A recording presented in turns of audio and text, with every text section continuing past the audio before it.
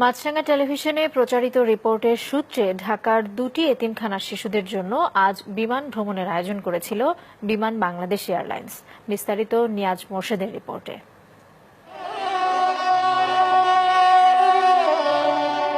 চার দেয়ালের জীবনে নেই মা, বাবা, ভাই বোন, আত্মীয়ের স্নেহের ছায়া। এতিমখানায় বড় হওয়া শিশুরা স্বপ্নও দেখে মেপে মেপে। সেই গণ্ডিবদ্ধ জীবনে হঠাৎ করেই একটু ভিন্নতা। বিমান বাংলাদেশ এয়ারলাইন্স তার কর্পোরেট দায়বদ্ধতার জায়গা থেকে ঢাকার দুটি সরকারি এতিমখানার ৩০ জন ছেলে মেয়েকে বিমানে করে ঢাকা, সিলেট, ঢাকা আনন্দ ভ্রমণের আয়োজন করে। আমরাও ভবিষ্যতে নিজেদেরকে স্ট্যাবলিশ করব, বিমানের সাহায্য ছাড়াও আমরা একদিন প্লেনে উঠব, আমরা সেই সমর্থ অর্জন করবো। এরকম একটা চেষ্টা তোমাদের মধ্যে থাকা উচিত।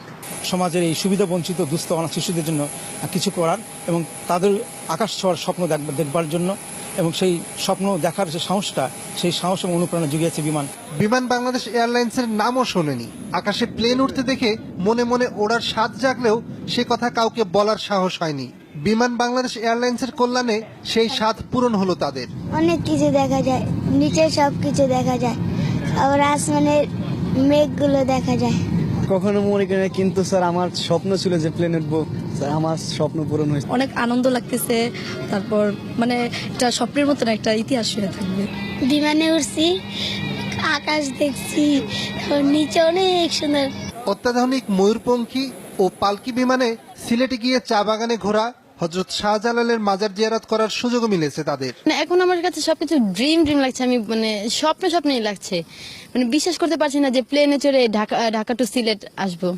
উপর থেকে যখন নিচে নামছে এই সময় গাছপালা দেখছে অনেক ছোট ছোট। হঠাৎ করে এতিম শিশুদের বিমানের মাঝে পেয়ে খুশি বিমানের কর্মীরাও। এই সমস্ত শিশুদের আপ্যায়ন করতে পেরে আমরাও আনন্দিত অনেক। আকাশ ছুঁতে পারবে এ ধরনের কল্পনা তাদের কখনো ছিল না। আজকে বিমান তাদের এই কল্পনা বাস্তবায়ন করলো। চলে যাই যদি কেউ বাঁধন ছিঁড়ে, কাঁদিস কেন মন। গত ২১শে এপ্রিল সরকারি এতিমখানার শিশুদের অনিশ্চিত ভবিষ্যৎ নিয়ে সংবাদ প্রচার হয় মাছরাঙা টেলিভিশনে। এই সংবাদ দেখেই এতিমদের কল্যাণে এগিয়ে আসে বিমান বাংলাদেশ এয়ারলাইন্স। নিয়াজ মোর্শেদ, মাছরাঙা সংবাদ, ঢাকা।